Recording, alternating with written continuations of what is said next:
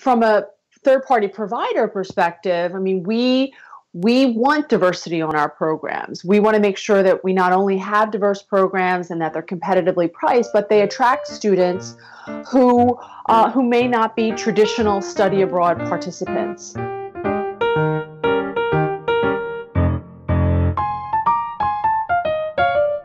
Ripple Effects is brought to you by the National Clearinghouse on Disability and Exchange.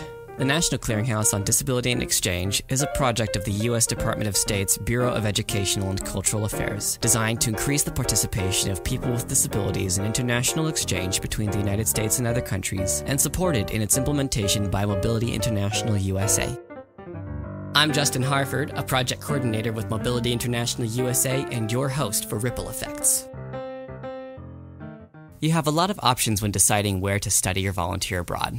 One of these are third-party providers. Essentially, they are companies who do nothing but send students overseas for study and volunteer opportunities. You might have heard how they offer diversity of long-term and short-term options around the world, while clearing up concerns about course credit, visas, and safety. But one thing you might not know is the unique way that third-party providers can offer great experiences to participants from diverse backgrounds, including those with disabilities. For example, the Council on International Education and Exchange, CIEE, has sent many students with many different kinds of disabilities overseas and has always found a way to make it work. I caught up with Morgan Rice and Mary Teresa Frayne from CIEE to talk about the unique place of third-party providers in the wide world of international exchange. So let's get started. Today we're here with Morgan Rice and Mary Teresa Frayne from CIEE. Thanks for joining us, guys. Oh, thank you for inviting us. Thanks. And Morgan is joining us actually from Spain, and Mary Teresa, you're actually coming right from the East Coast. So this is kind of a unique Skype call for us, a unique interview style.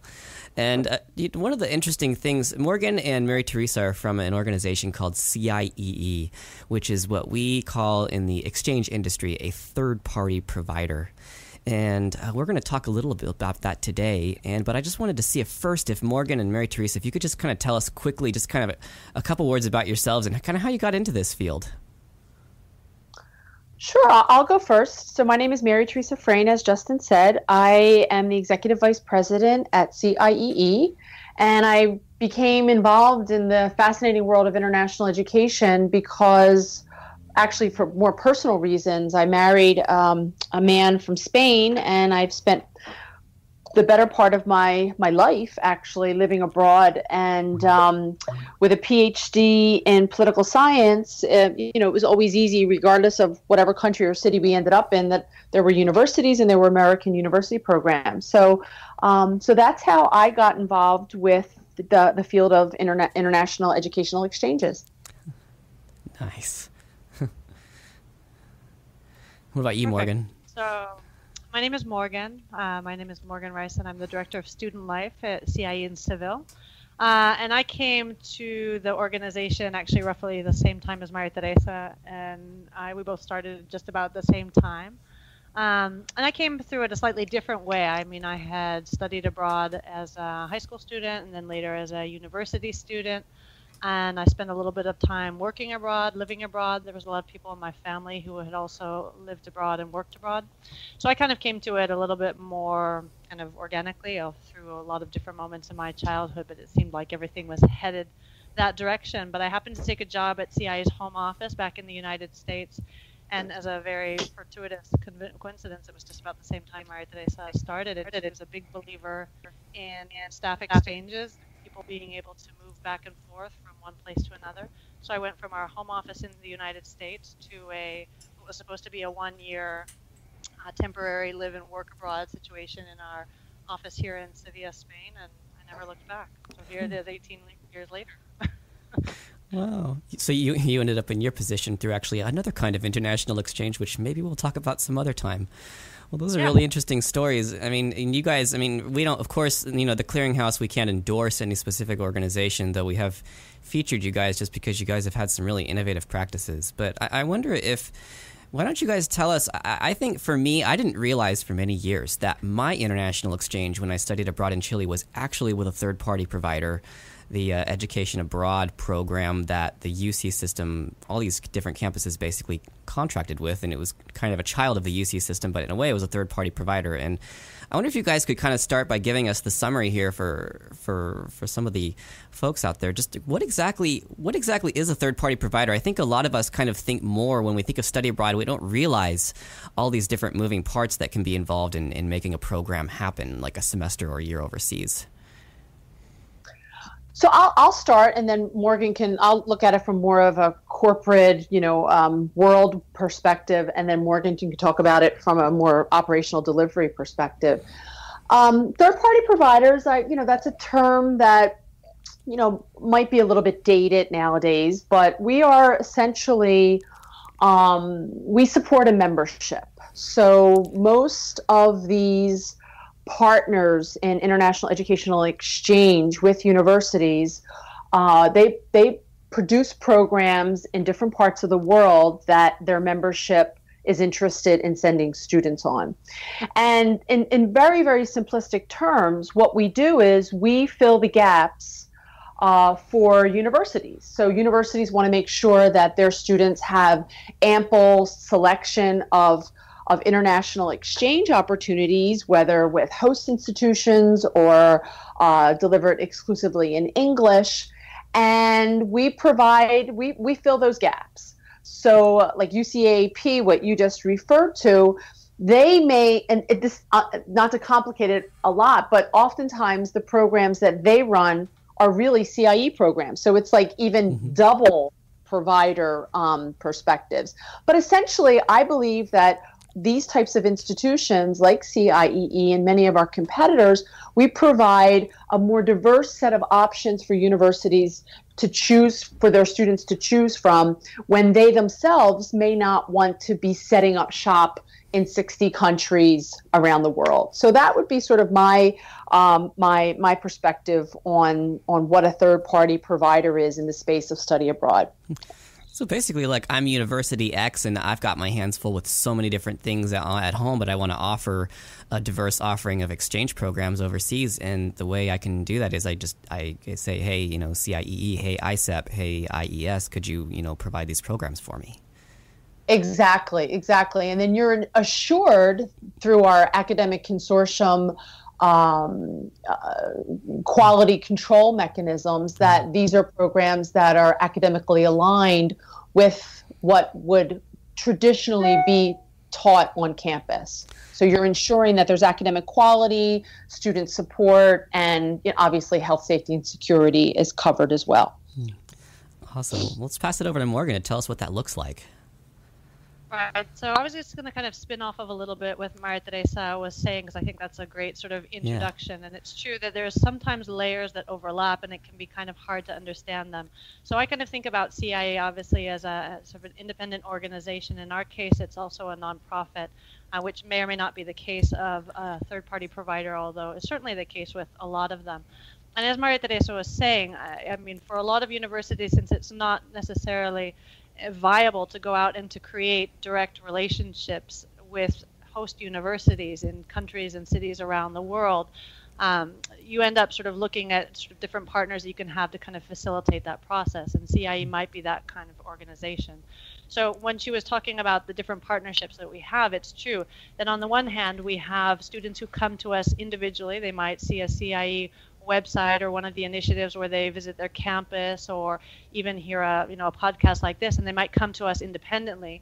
They might come to us through their university study abroad office, where we're just one of a number of different offers that the student has available to them, or they might come to us as part of their university's funded program, where essentially we're almost as if we were an extension of that university's study abroad program.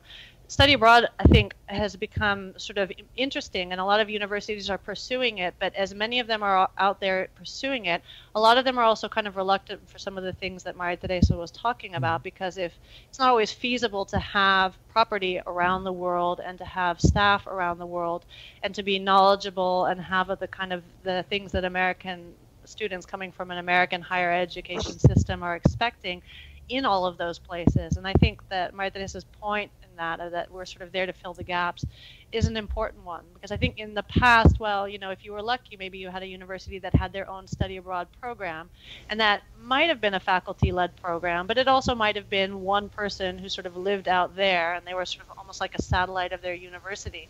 But if your university didn't have that, there wasn't a whole lot.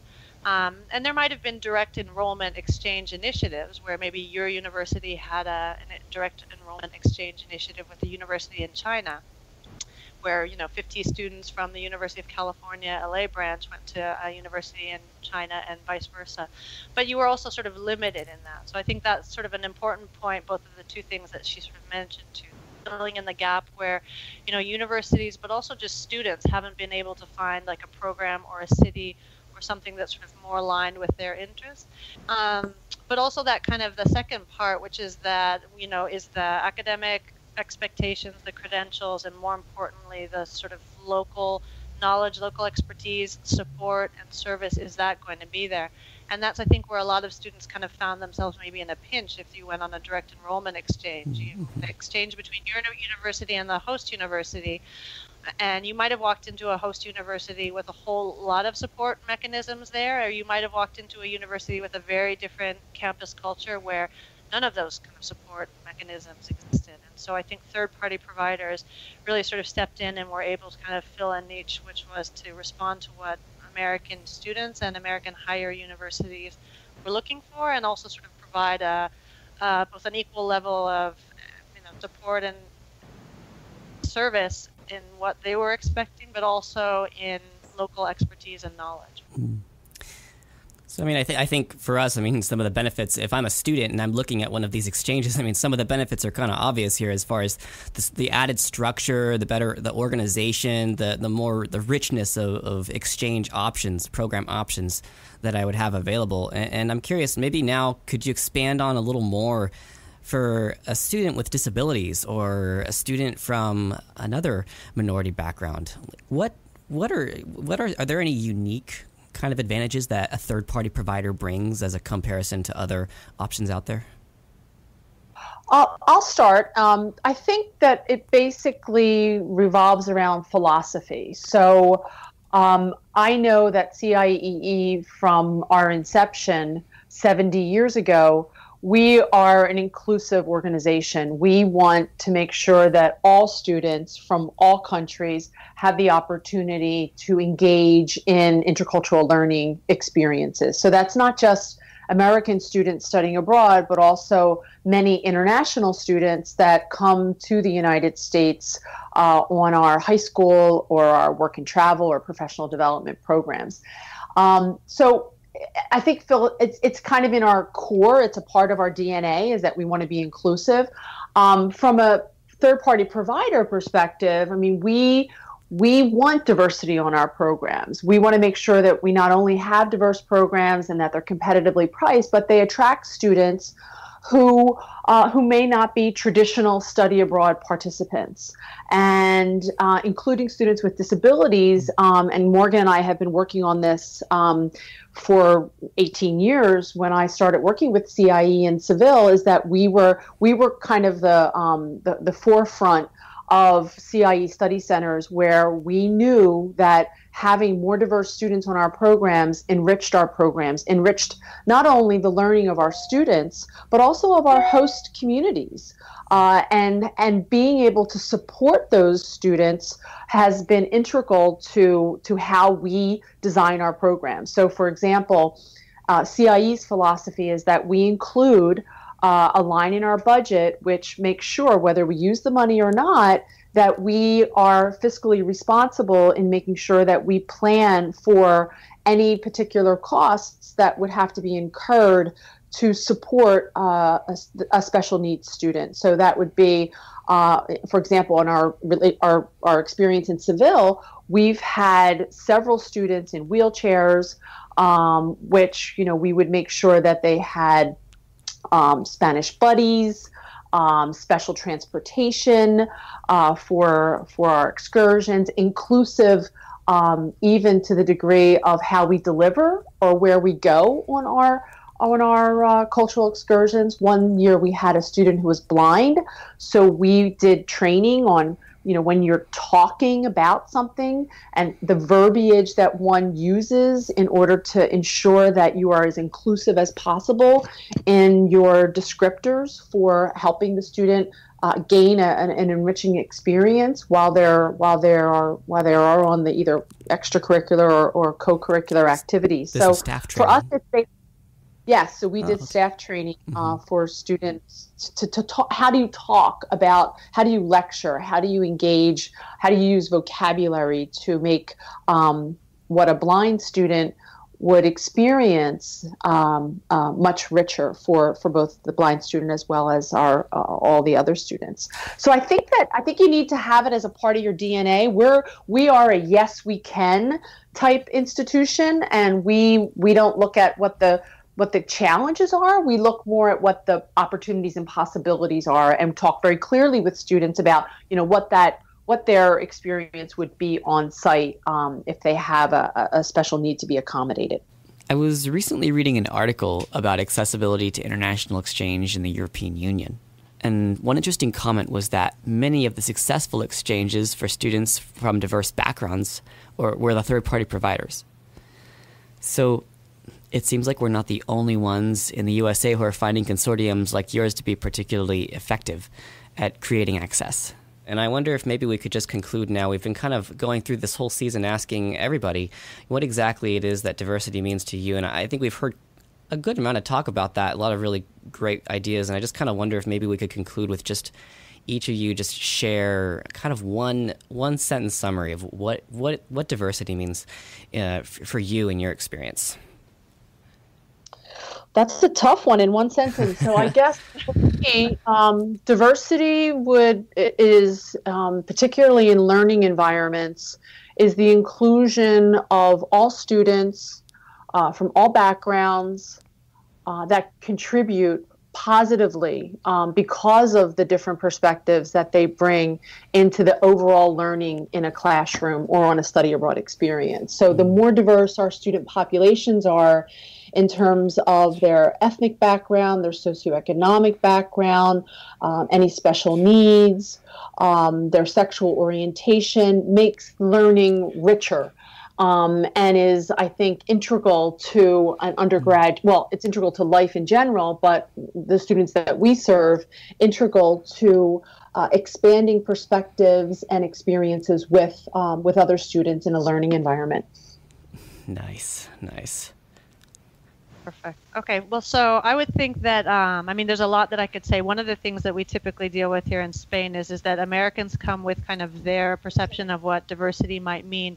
And then they're sometimes challenged by the fact that diversity might mean something very different to Spain. So Spain is at the moment in kind of an upheaval around certain issues that have to do with linguistic diversity, which has been a live or die issue here for the better part of a number of decades. So I think also one of the things that I think is really important about diversity is just to remember what that phrase is a concept that means very different things to many different people.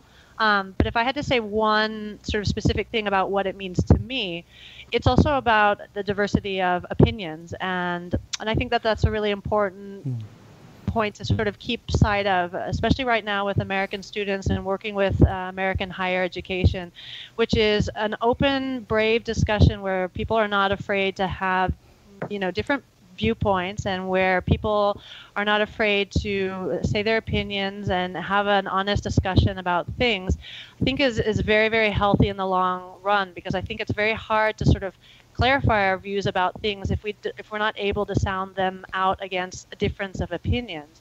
And I think maybe there's a sort of a trend that's happening right now, which is that students might be kind of wanting to sort of stick with things that feel comfortable with them, stick with things that feel safe with them, stick with things that feel familiar to them. But a lot of what diversity means to me is really about pushing that as well, and that you need a diversity of opinions in order to have a productive and a conversation that will actually sort of move you forward. So I think that's probably what it means to me. Nice. I mean, it seems like I get this, and it's such a key part of education, really, in this world where business is brought, where we got to make commerce function internationally, where politics is becoming so internationally connected, and just so many different experiences. We have to be able to successfully interact and relate to people from all these different backgrounds, and that's why these experiences are so valuable. And CIEE has done a lot to make that happen, along with other excellent third-party providers. And to learn more about third-party providers, including CIEE and others, including through stories and also some of the amazing best practices that you guys have developed, people can go to our website, www.miusa.org. And thank you so much again, Maria Teresa and Morgan, for taking your time with us today. It's really been appreciated. Thank you very much. And that concludes Ripple Effects, Travelers with Disabilities Abroad. If you enjoyed today's episode, please consider subscribing and sharing with your friends. If you really feel positively about us, we would appreciate it if you would leave us a review on iTunes. All of those things will help us get the word out to more people. See you next time.